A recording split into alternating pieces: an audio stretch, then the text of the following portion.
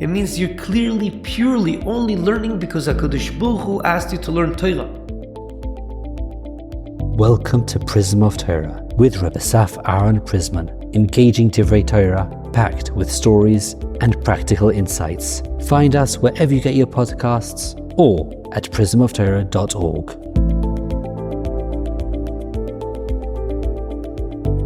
Shalom Uvracha. In this week's Parsha, Parshas Vayakhel Pekudei, specifically in Vayakhel, I want to share with you a phenomenal concept that can change the way you live your life. It might be a very simple concept, yet it's very deep, and perhaps we're not aware of something that can be a total game changer for us.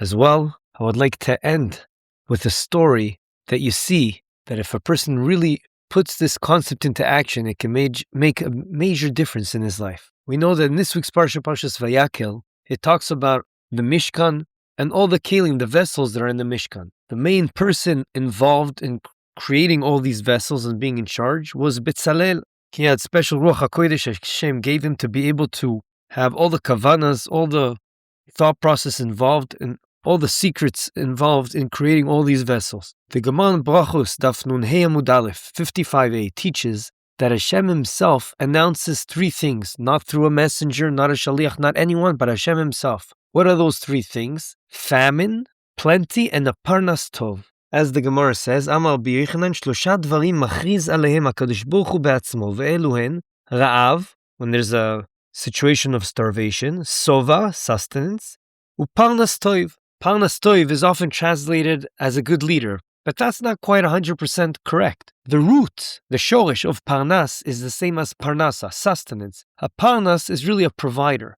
Parnas tov obviously means a good provider, a good sustainer of the community. This actually helps us understand this one line that we have in this Gemara I just quoted in Brachos, because the grouping makes a lot of sense. Hashem announces anything to do with sustenance, either famine, which is lack of sustenance, plenty, which is abundance of sustenance, and a parnas tov, which is someone who will provide that sustenance. The Gemara next line goes on to say, each one, where is there a reference to that thing in the Torah? And the parnas tov is, in this week's Parsha, Betzalel. He was a parnas tov, but that kind of begs the question, what do you mean? Betzalel was a parnas tov? He wasn't a true distributor. He didn't really give sustenance. He wasn't a king distributing wealth or a prophet bringing fortune telling or giving rain. Really, he was a very organized person. Yes, he did have Ruach HaKodesh, which is an unbelievable talent Hashem implanted in him,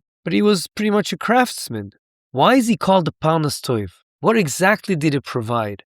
And if we get into the deep idea behind this, I really think it's going to be a game changer. The Das Shaga explains that Betzalel actually, as we know, he provided the Mishkan and the vessels contained within it. But what did the Mishkan represent?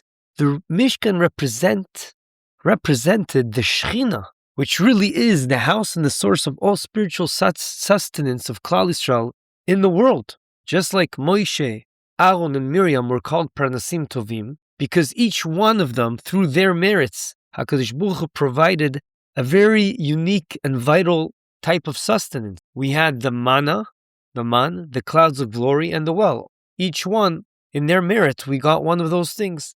Betzalel, though, sustained the entire spirituality of the world. That was the dwelling place of the Shechina, the Mishkan. As the word Mishkan is dwelling place, the dwelling place of the Shechina. And that's how we were able to connect to HaKadosh Baruch Hu, bring sacrifices to Him, get atonement, etc. So that actually answers why he is a good provider. A provider, at least. But why is he called a good provider? What made him unique and special? To that, I want to point to you the Yalkut Shimoni. He points something that perhaps many of us overlook. The next pasuk, after talking about Betzalel, that the Gemara in Brachos quotes, it says, "And I, behold, have assigned with him Oliav, son of Achisamach of the tribe of Dan." That is what the pasuk says, meaning he had a helper. He wasn't on his own. Betzalel had a helper called Oholiav. To that, the Yalkut Shimoni points out, Betzalel came from the top of the tribes, the royal tribe, the Shevet of Yehuda, as opposed to Oholiav came from the Shevet of Dan, as Rashi points out, one of the lowest of the Shvatim, of the tribes that came from the Shivcha. And the truth be told, after Betzalel got special Ruach HaKodesh from HaKadosh Baruch Hu, and Hashem implanted in him the ability to do everything that was needed to be done to create the Mishkan and the vessels contained in it, surely he could have done all this work on his own. In fact, HaKadosh Baruch Hu didn't need anyone, but HaKadosh Baruch Hu wanted Betzalel to be his shaliach to create the Mishkan. So why did HaKadosh Baruch Hu assign him a partner? Not only a partner from the, let's call it, the lower level of the tribes of the Shvatim.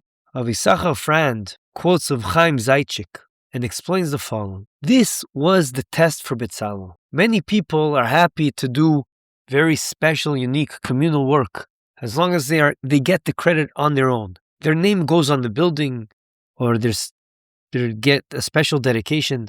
But ask them to share the spotlight with someone else, they suddenly said, I'm not really interested. This is especially true over here. This is the top of the top, creating the Mishkan, the place of the dwelling of the Shekhinah, the divine providence. This is unbelievable. And then it's very easy to say, no. Either I'm doing it on my own, but not with someone else. HaKadosh Baruch Hu had to test Betzalel to make sure he's doing it with 100% pure intentions, just to create a dwelling place for HaKadosh Baruch Hu, for Hashem. No other reason, which is pretty much called 100% lishma, l'shem shamayim. No ulterior motive, not for honor, not for getting a reward in the world to come, even just 100%, because that is what Hashem asked for, and that is what required. However, when he was happily accepting Oheliav without any complaining to be his partner, he actually proved he's actually doing exactly that. He's creating the Mishkan with 100% lishma.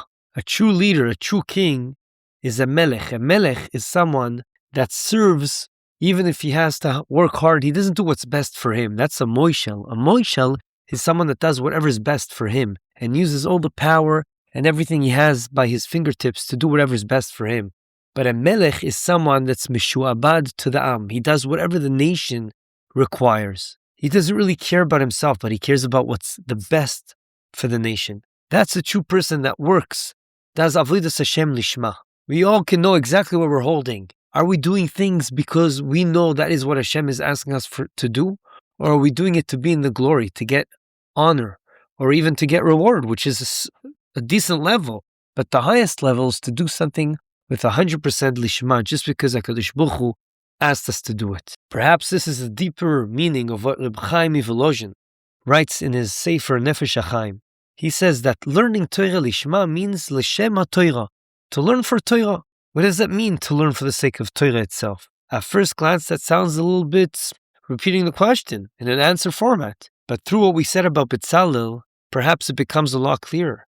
L'shem shamayim, l'shem Torah, it means you're clearly, purely only learning because HaKadosh Baruch Hu asked you to learn Torah.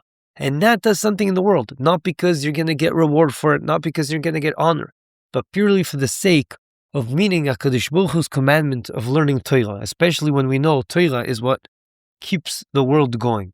I'd like to end with a story I promised at the beginning. There was once a young girl, by the way, this I heard from Rabbi Lazar Meisels, and this story I think is a perfect fit. Once, several years ago, there was a young girl in a bungalow colony, very talented, capable, the kind that everyone would want to have on their team. She went to camp like many people do in the States and was assigned a co-counselor who simply wouldn't carry her weight. Everyone knew the entire burden would fall on this girl. Her mother was very upset. She stormed to the head counselor and said, "What? How can you do such a thing? This is going to mess up her whole summer." The head counselor really didn't know what to say because it was obvious that was true. And she said, "Well, no other girl can tolerate this co-counselor. I know your daughter can manage. Is it fair? Maybe not, but I don't really have another choice." That's what she said. The mother came home ready to fight. She was not willing to take this, but her daughter stopped her. She said, "Mommy, don't worry. I can do it. I can handle it. I really think the other girls can't. And this other girl also deserves a nice summer. I'll make sure we both have a good summer and everything will work out. Don't worry about it." Of course, in order for it to work out, she had to work twice as hard, carry twice the load because the other one didn't even carry her weight. And despite doing all that, she got only half the recognition. The summer ended and she moved on in life.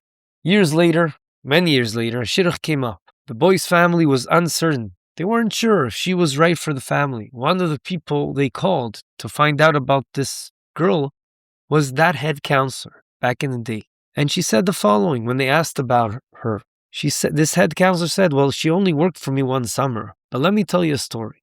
She told them everything. How the girl accepted a difficult partner without complaining, and she chose to carry someone else rather than fight for herself. The family, when they heard this, they were blown away. They said, this is exactly what we're looking for. Today, Baruch Hashem, she's married to a wonderful boy, building a beautiful home. That hard summer that she did lishma, because she realized it was for the best. It was Ratzon Hashem, without thinking about how it's going to affect her. Maybe it'll be a bit difficult for her. She chose this mission over her own personal comfort. That actually became the moment that helped create her future. Yeh Ratzon that will take this idea and try to think, are we living life for our own personal reasons? Are we living life the way Hashem wants us to live life for the best of the Jewish nation? Have a good Shabbos. This concludes another episode of the Prism of Torah. Thank you for tuning in today. We hope you enjoyed it and learned something valuable. If you did, please subscribe to the podcast and give a 5-star rating.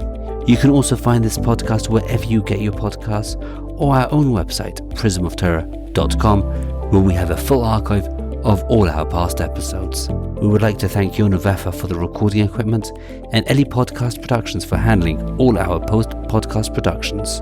Join us next week for another enlightening conversation on the Prism of Torah.